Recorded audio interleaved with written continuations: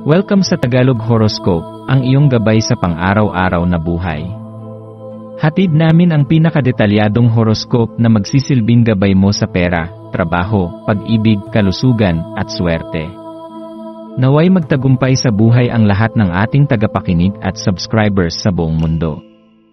Maraming salamat sa pag-subscribe at tanggapin ang siksik, liglig, at umaapaw na biyayang hatid ng Tagalog Horoscope.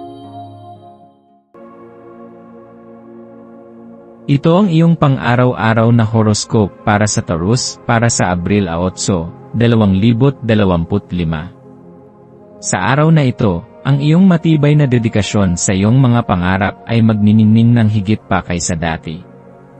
Ikaw ay likas na determinado at matyaga, at ngayon ay isang magandang pagkakataon upang higit pang ipakita ang iyong walang kapantay na tiyaga sa mga bagay na mahalaga sa iyo. Mayroon kang likas na kakayahang magpatuloy sa kabila ng anumang hamon, at sa araw na ito, mapapansin mong ang iyong pagiging matatag ay magdadala ng magagandang resulta sa iyong buhay. Sa iyong pagsusumikap na maabot ang iyong mga layunin, tandaan na ang kumpiyansa ay isang mahalagang susi sa tagumpay.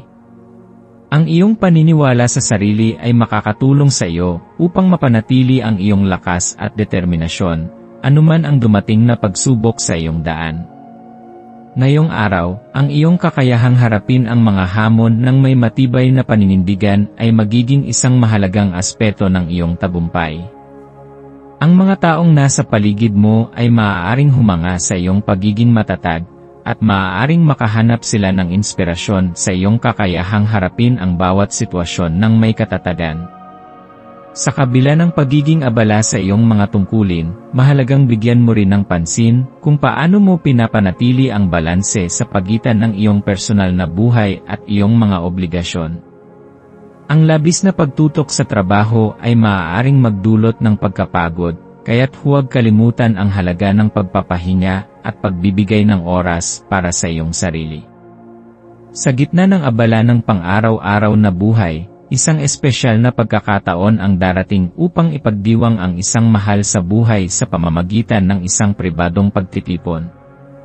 Ito ay isang bihirang sandali kung saan maaari mong ipadama ang iyong pagmamahal at pagpapahalaga sa kanila.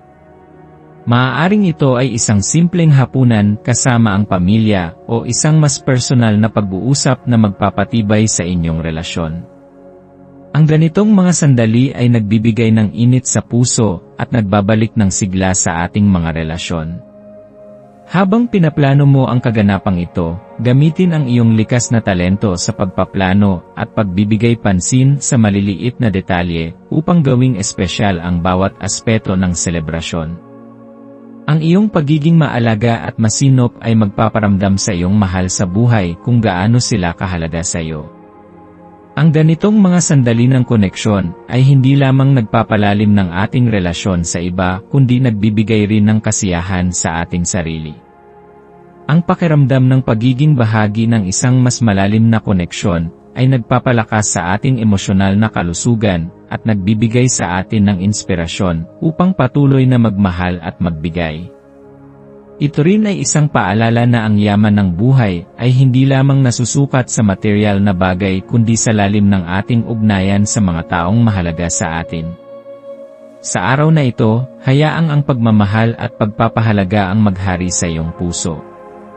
Ang iyong likas na pagpapahalaga sa maliliit na bagay ay magdadala sa iyo ng mga di inaasahang gantimpala. Ang pagtutok sa maliliit na detalye at pagiging masuri sa iyong ginagawa ay magbibigay sa iyo ng linaw at focus sa iba't ibang aspeto ng iyong buhay. Ang kakayahang makita ang kagandahan sa maliliit na bagay ay isang biyaya na hindi lahat ay mayroong ganitong pananaw.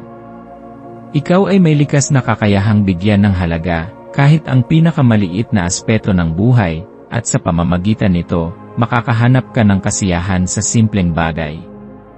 Ngayong araw, gamitin mo ang iyong atensyon sa detalye upang pagbutihin ang iba't ibang aspeto ng iyong buhay. Maaari mong gamitin ito sa iyong trabaho, sa iyong tahanan, o kahit sa iyong personal na pangangalaga.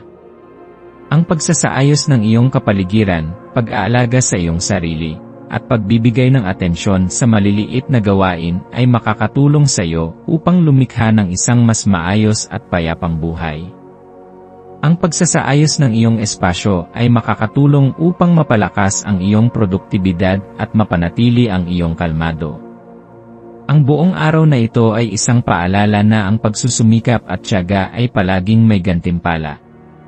Ang iyong matibay na paninindigan ay magiging isang gabay upang balansihin ang iyong mga pangarap at ang iyong mga responsibilidad sa iba. Ang iyong kakayahang pagsabayin ang iyong personal na mithiin at ang iyong koneksyon sa ibang tao ay magbibigay sa iyo ng mas malinaw na direksyon sa buhay. Huwag kang matakot na sumubok ng mga bagong bagay at yakapin ang pagbabago. Ang buhay ay isang patuloy na proseso ng pagkatuto at paglago, at ang bawat araw ay isang bagong pagkakataon upang matuto ng bago at mapabuti ang iyong sarili. Maswerteng kulay at maswerteng numero. Ang maswerteng kulay mo ngayon ay asul, isang kulay na sumisimbolo sa kapayapaan, katiwasayan, at malinaw na pag-isip. Isama mo ito sa iyong kasuotan o sa iyong kapaligiran upang makatulong sa pagpapanatili ng iyong kalmado at focus. Ang maswerteng numero mo naman ay 7, 12 at 22. Ang mga numerong ito ay nagdadala ng enerhiya ng inspirasyon, balanse at tagumpay. Maswerteng gawain para sa araw na ito. 1. Magsulat ng isang listahan ng iyong mga pangarap at layunin. Ang pagkakaroon ng malinaw na direksyon sa buhay ay makakatulong sa iyo upang mas madaling maabot ang iyong mga mithiin. 2. Gumawa ng isang bagay na makapagpapasaya sa iyo. Maaari itong isang bagay na matagal mo nang gustong gawin, tulad ng pagsubok ng bagong libangan o pagbabasa ng isang aklat na matagal mo nang nais tapusin.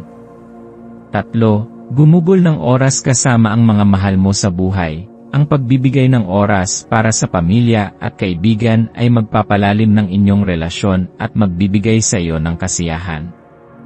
Payo at pagtatapos ng araw. Sa pagtatapos ng araw, bigyan mo ng oras ang iyong sarili upang magnilay at suriin ang mga nangyari.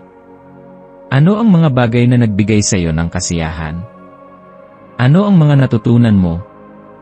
Alalahanin na ang bawat araw ay isang bagong pagkakataon upang pagbutihin ang iyong sarili at abutin ang iyong mga pangarap. Maging maingat sa iyong mga desisyon, ngunit huwag matakot na sumubok ng bago.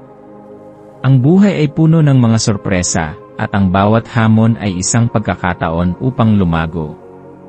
Sa iyong pagpikit ngayong gabi, ipahinga mo ang iyong isipan at katawan, sapagkat bukas ay isa na namang pagkakataon upang ipagpatuloy ang iyong paglalakbay patungo sa isang mas matagumpay at mas makabuluhang buhay.